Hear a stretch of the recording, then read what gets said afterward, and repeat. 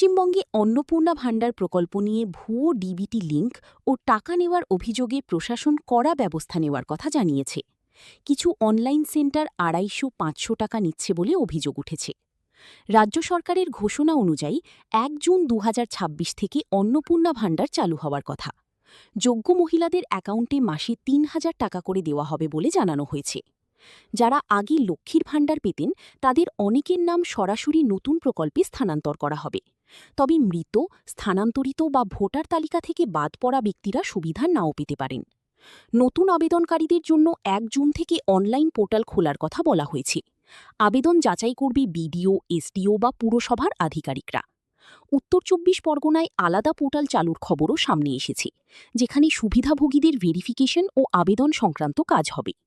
অনলাইনে status check করার ব্যবস্থাও চালু হয়েছে বলে বিভিন্ন সংবাদমাধ্যমে দাবি করা হয়েছে। সতর্কতা: অনেক ভুয়ো ওয়েবসাইট ও ফর্ম ঘুরছে। কোনো ব্যক্তিকে টাকা দিয়ে আবেদন করবেন না। সরকারি ঘোষণা ও অফিসিয়াল পোর্টাল ছাড়া তথ্য বিশ্বাস না করাই ভালো।